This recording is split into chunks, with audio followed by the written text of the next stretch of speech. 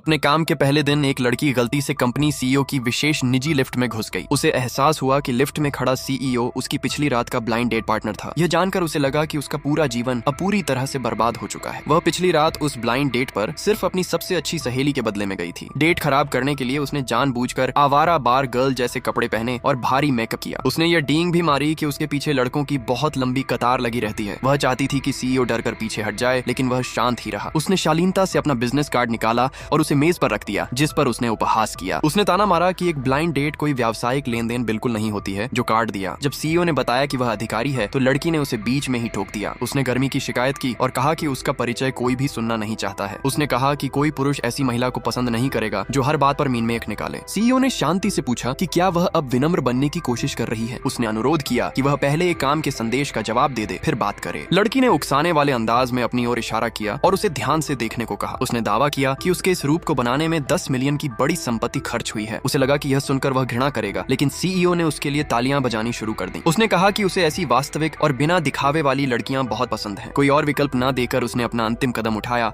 और उसे सीधे अपने साथ रात बिताने बुलाया। बिना कुछ बोले उसे मौन देकर लड़की ने मान लिया कि वह उसे डराने में सफल हो गई। वह अनजान थी कि उसके कांपते हाथों ने उसकी घबराहट को उजागर कर दिया। सीईओ ने एक आकर्षक मुस्कान बिखेरी और उसे जबरन सीधे कमरे के अंदर की ओर खींच लिया। इस गंभीर खेल से वह डर गई और घबराहट में चिल्लाने लगी कि उसमें से बदबू आ रही है। उसने भीख मांगी, लेकिन वह उसे छोड़ने के किसी इरादे में बिल्कुल नहीं था। जैसे ही वह अगला कदम उठाने वाला था, सहेली पत्रकारों के साथ दरवाजा तोड़कर अंदर आ गई। सहेली ने अराजकता का फायदा उठाकर उसे दूर खींचने की पूरी कोशिश की, लेकिन तेज दिमाग वाले सीईओ ने तुरंत उनकी इस योजना को समझ लिया और लोगों से तस्वीरें लेने को कहा। अराजक शोर के बीच दोनों लड़कियां आखिरकार सुरक्षित रूप से वापस अपने घर भागने में सफल रहीं। घर पहुंचकर उसकी सहेली उसके अभिनय की प्रशंसा कर रही थी, लेकिन लड़की घबराई हुई थी। उसने जब फोन चेक किया तो उसे पता चला कि वह व्यक्ति उसी कंपनी का सीईओ था जहां वह अपना नया काम शुरू करने वाली थी। यह जानकर उसे बहुत तेज सिरदर्द महसूस हुआ। सहेली ने सांत्वना दी कि सीईओ के पास अपनी निजी लिफ्ट होती है, इसलिए वे नहीं मिलेंगे। उसने कहा कि इस परीक्षा के बाद वह ब्लाइंड डेट की याद से भी नफरत करेगा। तभी लड़की के पिता का फोन आया, जिससे उसे लगा कि वे सब कुछ रद्द कर देंगे। पिता ने पूछा कि क्या वह कुंवारा उससे शादी करना चाहता है, जिससे वह और घबरा गई। सहेली ने मासूम आंखों से देखा और फिर उसकी मदद की भीख मांगने की कोशिश की। लड़की ने मना किया और कहा कि ऐसा कोई तरीका नहीं है जिससे वह मदद कर सके। उसने सहेली को सलाह दी कि वह खुद नेता को ढूंढे और बताए कि उसने हम शक्ल भेजी थी। सहेली हंस पड़ी और मजाक में दोहराया कि बॉस के पास निजी लिफ्ट होती है, इसलिए उसके जैसा आम कर्मचारी वैसे भी उसकी एक झलक भी कंपनी में नहीं पा सकेगा। लेकिन किस्मत को मंजूर था कि जिस चीज से वह डरती थी वही उसके सामने आने वाली थी। सीईओ के रास्ते में न आने के लिए वह सुबह जानबूझकर 1 घंटे पहले पहुंच गई। वह यह बात बहुत ही कम जानती थी कि कंपनी में आगे उसका क्या होने वाला है